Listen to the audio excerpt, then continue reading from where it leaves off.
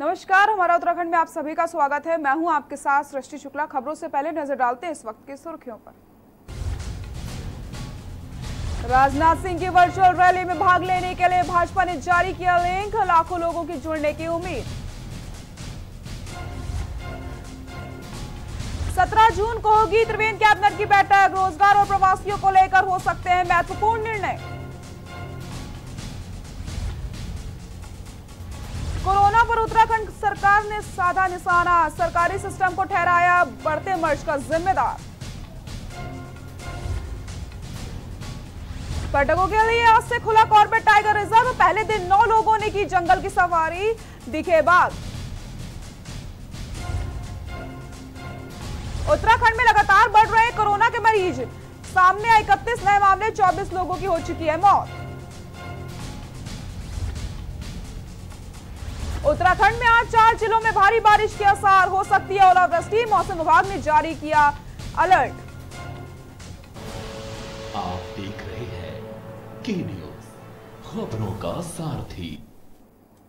रुक करते हैं खबरों का। मानसून नजदीक आने को है, लेकिन खटीमा नगर पालिका ने अभी तक नदी नालों नालियों से कचरा साफ नहीं किया है, जबकि हर साल नगर पालिका के 20 वार्ड बाढ़ की चपेट में आ जाते हैं। ऐसे में स्थानीय लोगों को अब तक शहर के बीचों बीच एटा नाला और खखरा नदी नाला साफ करने पर सवाल उठ रहे हैं। तो वहीं 2 दिन पहले नगर पालिका का चार्ज संभालने वाली ईओ भी मानती हैं कि मानसून को देखते हुए काम नहीं हुआ है। अब चार्ज लिया है, जल्द नालों की सफाई भी की जाएगी।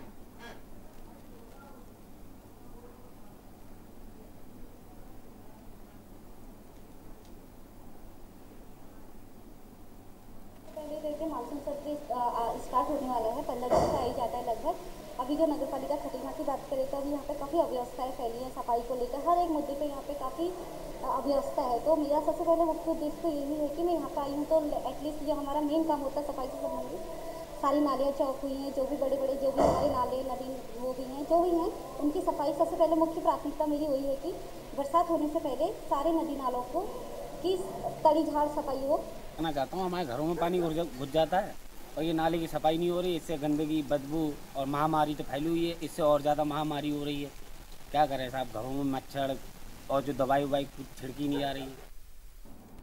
रुद्रप्रयाग में आषाढ़ माह की संक्रांति को विधि विधान पूर्वक केदार घाटी के रक्षक भूकुंड भैरव जी और केदारनाथ मंदिर में देश की सुख समृद्धि तथा खुशहाली के लिए यज्ञ और पूजा अर्चना करी गई। केदारनाथ धाम के तीर्थ पुरोहितों की ओर से इस यज्ञ का आयोजन किया गया था। देश में चल रही कोरोना बीमारी को दूर करने के लिए यज्ञ में आहुतियां डाली गई। दरअसल प्रत्येक वर्ष आषाढ़ माह की संक्रांति को केदारनाथ में रक्षक भूकुंड भैरव और केदारनाथ मंदिर में यज्ञ और पूजा अर्चना की जाती है।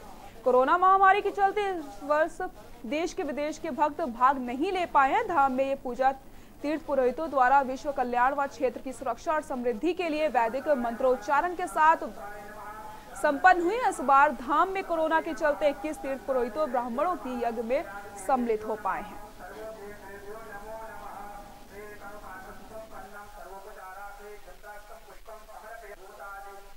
भगवान केदारनाथ जी के मंदिर प्रांगण में हर वर्ष की भांति भगवान भूकुंड भैरव जी का हवन किया गया। वैसे तो जो हवन किया जाता है विश्व शांति के लिए, विश्व कल्याण के लिए किया जाता है, लेकिन इस बार विशेष हवन जो एक कोरोना महामारी है इसकी शांति के लिए भगवान से प्रार्थना की गई। भगवान भूकुंड भैरव और भगवान केदारनाथ जी से आज एक विशेष प्रार्थना की गई है, भगवान जो ये महामारी है कोविड-19 इसका जल्द से जल्द निवारण हो। यहाँ पे आषाढ़ संक्रांति में तीर्थ पुरोहित केदारनाथ के द्वारा भैरव हवन का जो है यहाँ पे आरंभ हुआ है। ये विश्व शांति के लिए एवं जो वैश्विक महामारी पूरे विश्व में इस समय ग्रसित हो रही है उस बीमारी के निवारण के लिए बाबा भूकुंड भैरव का जो ये लगातार हवन चल रहा है यहाँ पे।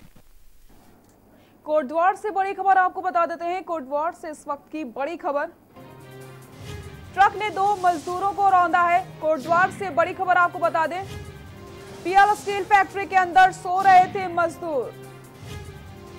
बिहार के बताए जा रहे हैं दोनों मजदूर। आपको बता दें ट्रक ने 2 मजदूरों को रौंद दिया है। जसोदपुर औद्योगिक क्षेत्र की यह पूरी घटना बताई जा रही। कोटद्वार से बड़ी खबर आपको बता दें, जहां पर ट्रक ने 2 मजदूरों को रौंद दिया है। पीएल स्टील फैक्ट्री के अंदर ये मजदूर सो रहे थे। बिहार के रहने वाले बताए जा रहे हैं दोनों मजदूर।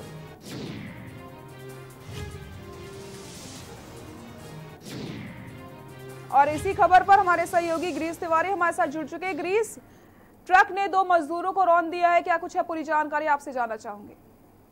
जी मैं आपको बता दूं, ये जसोदरपुर स्टील फैक्ट्री का एक मामला है जहां पर एंगेट बनाए जाते हैं। देर रात का मामला है, मजदूर सो रहे थे। मैं आपको बताऊं कि स्थिति मजदूर की जिस तरीके से फैक्ट्री में होती है, नीचे जमीन फर्श पर ही मजदूर सो रहे थे और वहां पर जो ट्रक पहुंचा था उसमें एंगेट भरे गए थे। एंगेट भरने के बाद वो जब ट्रक बैक कर रहा था तो ब्रेक करते हुए ट्रक मजदूरों के ऊपर चढ़ गया और इतनी बुरी स्थिति की मौके पर ही दोनों के दोनों मजदूर वहां पर मर गए हैं। उसके बाद वहां पर बड़ा अफरा तफरी का माहौल हो गया। तुरंत जो है जैसे ही पुलिस प्रशासन को उसकी सूचना मिली है तो वहां पर पुलिस फोर्स वहां पर पहुंचे, कुछ एसओ वहां पर पहुंचे हैं और वहां पर मामले की जांच की जा रही है। जी ग्रेस, मजदूरों के घर वालों का पता चल पाया है, कहां के रहने वाले बताए जा रहे हैं? ये आपको बता दूं कि इस तरीके से होता क्या, अक्सर यहाँ पर जो है किसी लोगों को जो मजदूर होते हैं वहाँ पर एक तो पहले से उन लोगों का नियत होता है कि किसी व्यक्ति को कार्य दे दिया जाता है और वहाँ पर सभी के मजदूर जो बताए जा रहे हैं कि सीतामढ़ी बिहार के वहाँ पर वो रहने वाले हैं और उन तक शायद ये उनको सूचना दे दी गई है। जी ग्रीस, बहुत बहुत शुक्रिया आपका इन सभी जानकारी के लिए। तो कोटद्वार से बड़ी खबर आपको बता रहे थे, जहाँ पर ट्रक ने 2 मजदूरों को रौंद दिया है। पीएल स्टील फैक्ट्री के अंदर दोनों मजदूर सो रहे थे। बिहार के बताए जा रहे हैं दोनों मजदूर।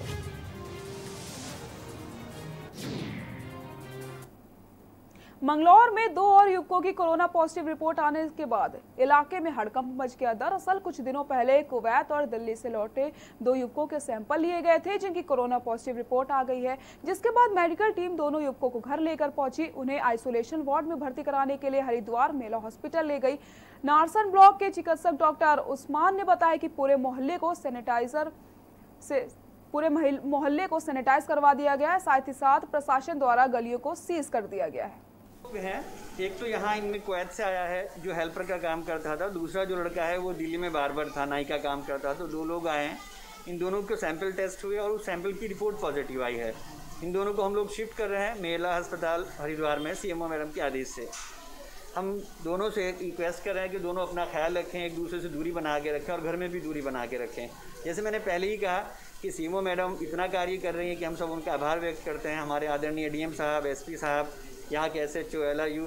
और हाँ, जो बात कहना भूल गया था वो मैं रिपीट कर दूँ कि हमारा जो मीडिया है, आप लोग जो है, जो हम लोग जितना काम कर रहे हैं, पुलिस कर रही है, हमारे कंधे से कंधा कोरोना पॉजिटिव के सामने आना, उनको रिपोर्टिंग करना। तो मैं अपने पूरे स्टाफ की तरफ से, पूरे मीडिया जितने भी हैं, उन सबको धन्यवाद और शुक्रिया करना चाहता हूँ। Thank you. जब से प्रवासियों का आना शुरू हुआ है, उत्तराखंड में कोरोना पॉजिटिव के मामले बढ़ते जा रहे हैं। बात करें मंगलौर क्षेत्र की, मंगलौर में भी आज 2 युवकों की जो रिपोर्ट आई है वो पॉजिटिव आई है। इससे पहले 3 और पॉजिटिव रिपोर्ट आई थी। अब मंगलौर में इनकी संख्या 5 हो गई है। इस वक्त हम मोहल्ले किले में खड़े हैं, जहां 2 युवक, जो कि एक कुवैत से लौटा था, दूसरा दिल्ली से लौटा था, उनको घर आइसोलेट कर रखा था। लेकिन आज उनकी जो रिपोर्ट है कोरोना पॉजिटिव आई है। मेडिकल टीम उनको ले गई है और किसी होटल में उनको आइसोलेट करेगी और जो मोहल्ला है उसको सील करने की प्रशासन तैयारी कर रहा है। हम भी आपसे अपील करते हैं कि इस महामारी काल में अपने घरों में रहिए, जरूरी काम से बाहर निकलें और सरकार द्वारा बताए गए दिशा निर्देशों का पालन करें। के न्यूज़ के लिए अकील अहमद, मंगलौर। सितारगंज नगर पालिका में कार्यरत अवर अभिनेता रविंद्र कुमार के खिलाफ सभासदों के साथ अब पालिका अध्यक्ष भी अवर अभिनेता के स्थानांतरण को लेकर मुखर दिख रहे हैं, जहां समस्त सभासदों ने पालिका अध्यक्ष के आवास पर पहुंचकर घेराव करके अवर अभिनेता का स्थानांतरण कराने की मांग करी है। घेराव के बाद कुछ वार्ड वासियों ने भी रोड को लेकर पालिका अध्यक्ष के निवास पर विरोध दर्ज करवाया है। पालिका अध्यक्ष हरीश दुबे का कहना है कि बरसात का मौसम शुरू होने वाला है और पालिका में कार्यरत अवर अभिनेता अपनी मनमानी पर उतारू हो गए। जो टेंडर हमारे द्वारा पूर्व में लिए गए थे, उनका कार्य भी अवर अभिनेता द्वारा शुरू नहीं करवाया गया है।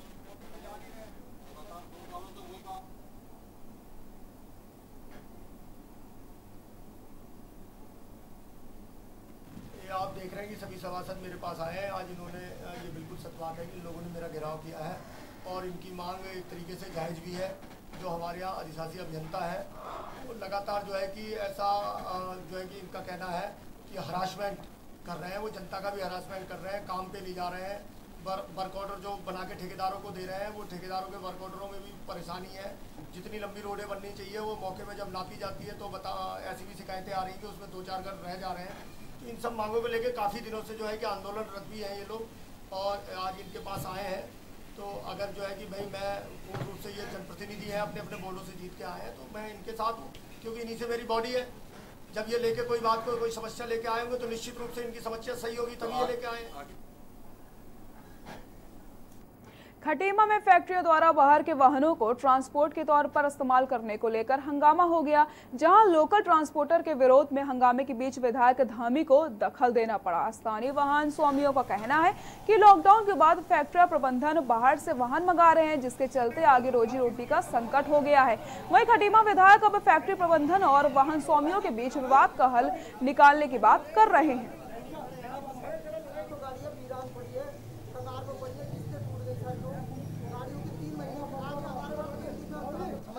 और ये लॉकडाउन का पूरा हमने बाइक के नाम से हमारा रजिस्टर्ड यूनियन है और जितने भी बाहर के जो ट्रांसपोर्ट रहे हैं वो ट्रांसपोर्टर हमसे फैक्ट्री में इनका कॉन्टैक्ट है, तीनों फैक्ट्रियों में कॉन्टैक्ट है। तो वो कॉन्टैक्ट के बाद तो हमारे से गाड़ियाँ लेती हैं हर हमेशा।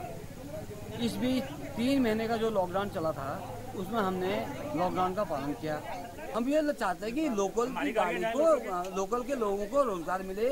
जिन लोगों ने किस्तों में गाड़ी ले रखी है, कर्जों में गाड़ियाँ ले रखी हैं, उन लोगों को रोजगार मिले, लोकल के लोगों को। ऐसा है लॉकडाउन में सभी के कारोबार थोड़ा थोड़ा प्रभावित हुए हैं, ज़्यादा किसी के बहुत ज़्यादा प्रभावित हुए हैं। तो यहाँ पर कुछ आपस में विवाद था और उनको हमने कहा है कि आपस में बैठ के इसका कोई हल निकाला जाए, जिससे कि सभी लोगों को जो काम के आधार पर जितनी फैक्ट्रियाँ चल रही हैं, जितना उससे प्रोडक्शन हो रहा है और जितना उसकी डिलीवरी है, उसके आधार पर सभी को काम मिलना चाहिए और बराबर मात्रा में बांटा जाना चाहिए, उसका कोई रास्ता निकाला।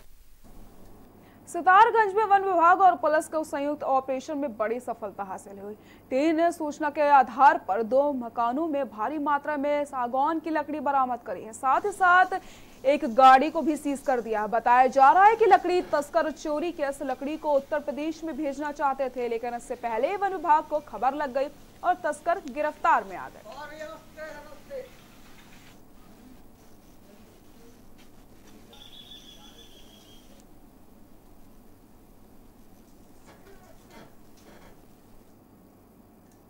खबर रुद्रपुर से है, जहां पीड़ित आयूबी अंसारी न्याय की गुहार लगा रहा है, लेकिन उसकी सुनने वाला कोई नहीं है।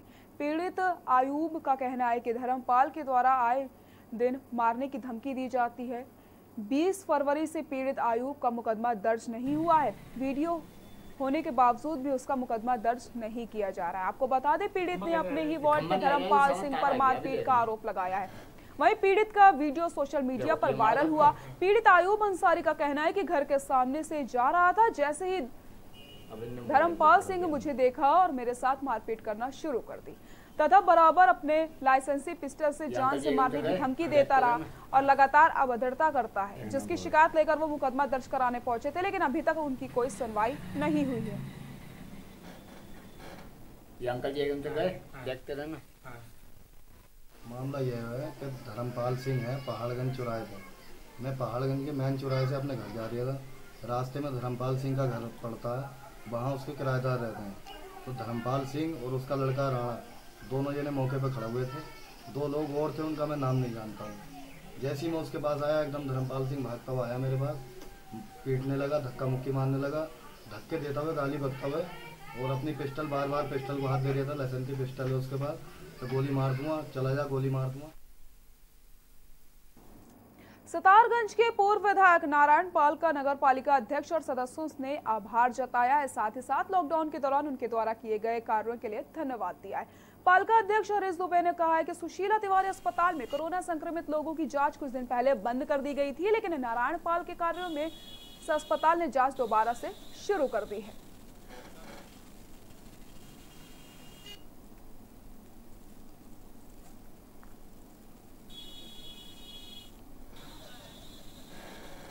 हमारे कुमाऊं के अंदर ये लगाइए कि एक तरफ तो सरकार कह रही है कि हम तेजी से इस पर काम कर रहे हैं, टेस्टिंग करा रहे हैं, और दूसरा जो है मात्र एक सुशीला तिवारी और उसको भी इनको रोक के, दरअसल जो है सरकार की मंशा बहुत बढ़िया है नहीं।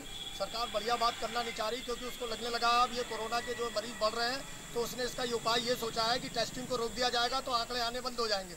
मैं बहुत बहुत धन्यवाद देना चाहता हूँ इस कदम पर पूर्व विधायक नारायण पाल जी को, और सितारगंज पालिका अध्यक्ष होने के नाते भी मैं आभारी रहूँगा कि इस तरीके का इन्होंने कदम उठाया है। हम सभी इनके साथ हैं। सितारगंज के वन क्षेत्र के जलासाल के रेंजर विजय भट्ट और टीम पर देर रात हमला हुआ है। घायल वन रेंजर विजय भट्ट अस्पताल पहुंचे। घायल रेंजर के मुताबिक लकड़ी तस्करी की सूचना पर 4 वन कर्मियों साथ ज्ञानपुर गौड़ी गांव गए थे, जहां उन पर हमला हो गया था और वन विभाग टीम के हथियार छीनने का प्रयास किया गया था।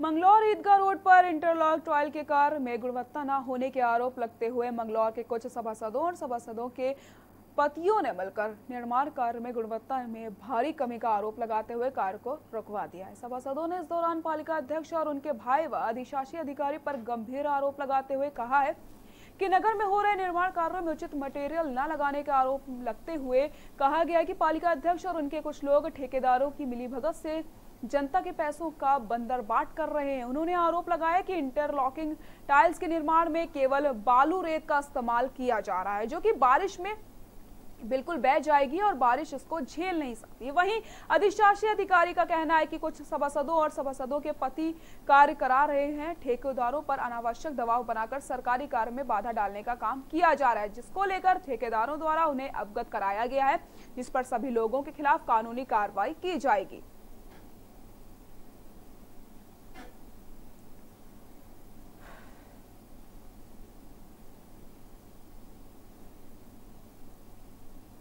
सूचना मिली थी कि ईदगाह रोड पर जो इंटरलॉकिंग टाइल्स का जो कार्य हो रहा है वो सड़क पर रेत बिछाकर उसे टाइल को लगाई जा रही है। मानक के अनुसार कार्य नहीं हो रहा है। हमने आकर यहाँ जांच की, वो बात सच पाई गई। यहाँ सीमेंट नाम की चीज़ है ही नहीं, खाली सड़क पर रेत बिछाकर टाइल्स लगाई जा रही है। एक ही बारिश होने पर ना टाइल का पता लगने का, ना इसका रेत का पता लगने का नहीं हो पा रहा। इसके अलावा आप देख सकते हैं कि इन्होंने बगैर सीमेंट मिलाए रेत मिला रखा है सर, टोटल सारा, और लगा रखा है गलत काम कर रखा है। अगर उससे हम आपका वर्क ऑर्डर या पर उसके अलावा सीमेंट मांगते हैं तो कॉपी वो नहीं देते। कई मतलब कोई सीमेंट का कट्टा नहीं है। अगर इस स्तर पर कोई शिकायत का समाधान नहीं हो रहा है तो उच्च स्तर पर उच्च अधिकारी से शिकायत कर काम रुकवाया जा सकता है।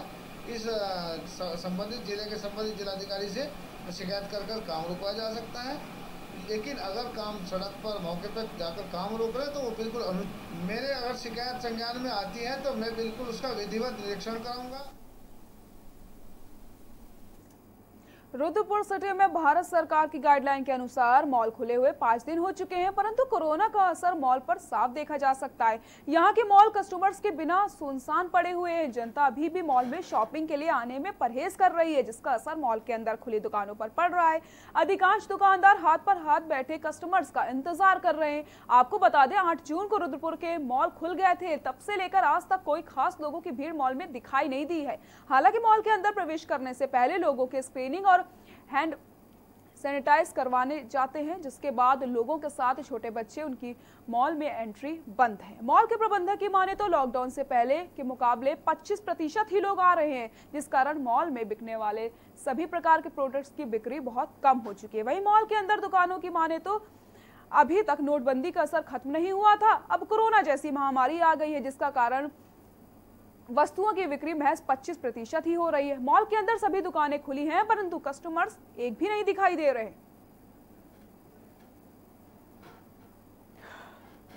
पहले 50% अगर जैसे 50% जैसे वॉकिंग्स होती थी, तो अभी फ़िलहाल इतना तो नहीं है, 20% वॉकिंग है।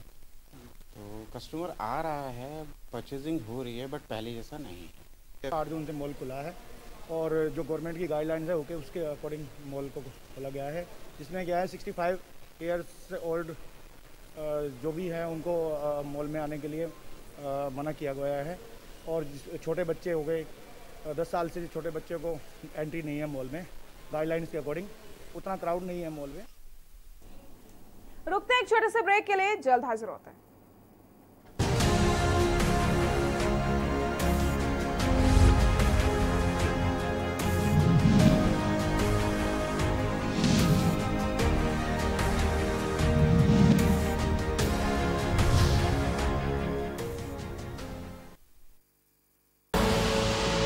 देख रहे हैं के न्यूज, खबरों का सारथी। कोरोना संकट के पल पल की अपडेट आप तक पहुंचा रहे हैं 100 कोरोना योद्धा। भरत सेठी, सारिका गुप्ता, अभिनव माथुर, मधुर मोहन दुबे, सनी कुमार, सोनू खान, दीप गुप्ता, अनिल मीना, वेदेन प्रताप शर्मा, कुलदीप अवस्थी, धर्मेंद्र सिंह चौहान, जितेंद्र चौहान, रजनीश त्रिपाठी। News India. सबसे बड़ी महामारी, सबसे बड़ी कवरेज, जिसने पूरी दुनिया को तड़पाया, उसके पर्दाफाश का हमने बीड़ा उठाया। कोरोना पर चीन का कच्चा चिट्ठा हम खोलेंगे, खुलकर बोलेंगे। जानलेवा वायरस वाला किलर अब बच के जाएगा किधर? कोरोना पर चीन एक्सपोज, TV9 भारतवर्ष पर हर रोज। TV9 भारतवर्ष, अब तो सब देख रहे हैं। कोरोना संकट काल में के न्यूज इंडिया की देशवासियों से अपील है कि हम जाति धर्म को भूलकर कोरोना को हराने में एक साथ खड़े हों। जरूरतमंदों की मदद करें। कोरोना के खिलाफ जंग में हम अपना योगदान दें। हम सब मिलकर लड़ेंगे और मिलकर जीतेंगे। आप देख रहे हैं के न्यूज, खबरों का सारथी।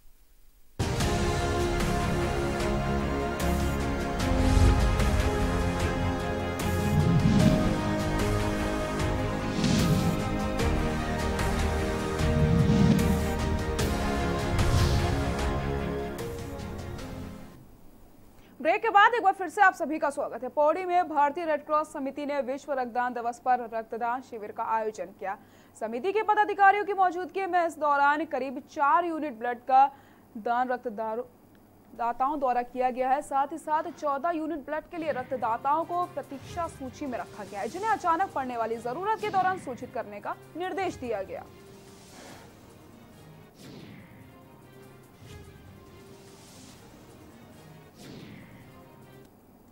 उत्तराखंड के पहाड़ी जिलों के जंगलों में इन दिनों औषधि से भरपूर जंगली फल कपाल बड़ी मात्रा में पका हुआ है। नैनीताल जिले के विभिन्न इलाके में भी इस समय कपाल फल पक चुके हैं। लोग जंगलों में से औषधीय फल खाने और तोड़कर बाजारों में बेचने के लिए पहुंच रहे हैं, लेकिन कोरोना वैश्विक महामारी के चलते इस बार जंगलों में इन फलों को तोड़कर बाजारों में 200 रुपए से 300 किलो बेचकर अपनी आजीविका चलाते हैं। लेकिन अब बाजारों में इस स्वादिष्ट और सेहत की दृष्टि से फायदेमंद कपाल के खरीदार नहीं मिल रहे हैं। आपको बता दें, काफल एक मीठा फल होता है जो जून के महीने में जंगलों में पकता है। जिन इलाकों में ये होता है वहाँ के लोग इसे अपने रिश्तेदारों को दूर दूर तक भिजवाया करते हैं। लेकिन इस बार कोरोना के चलते ये फल ना तो बाजारों में आ पाया है और ना ही इसको कोई ले पाया है।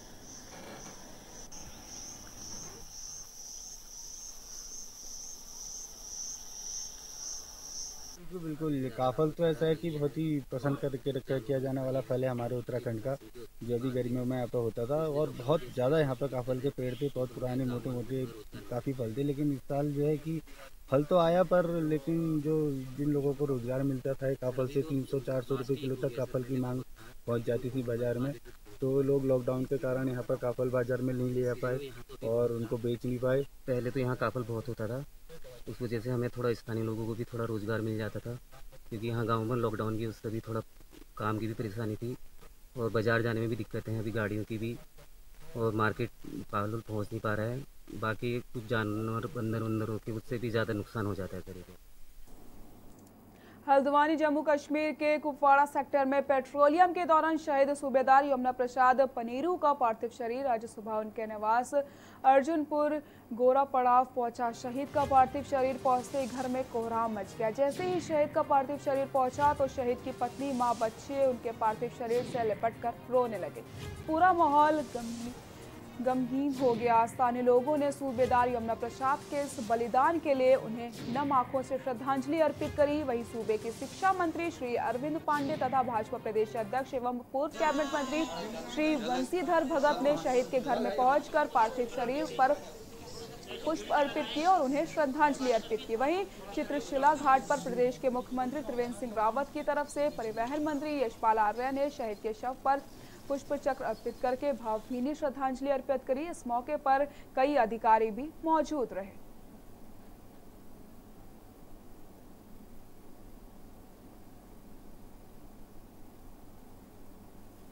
जीवन भर के लिए है, कई पीढ़ियों का है, लेकिन जिसके घर में जवान बच्चा चला जाए निश्चित ही उसकी माँ को के बाप को जो तकलीफ होती है उसका शब्दों में बयां करना बहुत मुश्किल काम है। अब उसकी जो पत्नी है जिसको मालूम है कि जीवन भर के लिए उसका पति उसका साथ छोड़ के जा गया, उसका जो कष्ट है उस कष्ट का शब्द में बयां कभी नहीं किया जा सकता। मैं ईश्वर से प्रार्थना करूँगा कि इस परिवार को भगवान हिम्मत दे ताकि इस दुख को, इतनी बड़ी संकट जो परिवार का है। बागेश्वर में जिलाधिकारी रंजना राजगुरु के निर्देश अनुसार जनपद में कोरोना वायरस संक्रमण की रोकथाम हेतु गठित प्रचार प्रसार टीमों ने जनपद के अलग अलग क्षेत्रों में जाकर वहां के स्थानीय लोगों को कोरोना संक्रमण से बचाव एवं रोकथाम के संबंध में विस्तार पूर्वक जानकारी दी है, जिसमें 2 गज की दूरी, फेस कवर तथा हाथ धोने जैसे पहलुओं के बारे में और आरोग्य सेतु ऐप के बारे में भी स्थानीय लोगों को बताया गया है। वहीं टीमों ने ग्रामीण क्षेत्रों के लोगों को मास्क का वितरण किया। प्रचार प्रसार टीमों द्वारा नंदीगांव, भंतोला, अमतौड़ा, खोली, धागड़, अमसारकोट, बिजौरी, फलियाटी, नेल तथा आदि क्षेत्रों पर भ्रमण किया गया, जिसके बाद जिलाधिकारी द्वारा बीआरटी, सीआरटी तथा आंगनवाड़ी व आशा कार्यकर्तियों को अधिक से अधिक लोगों को सर्विलांस करने के निर्देश जारी किए गए। बुलेटिन में फिलहाल के लिए इतना ही। देखते रहिए के न्यूज़ इंडिया। नमस्कार।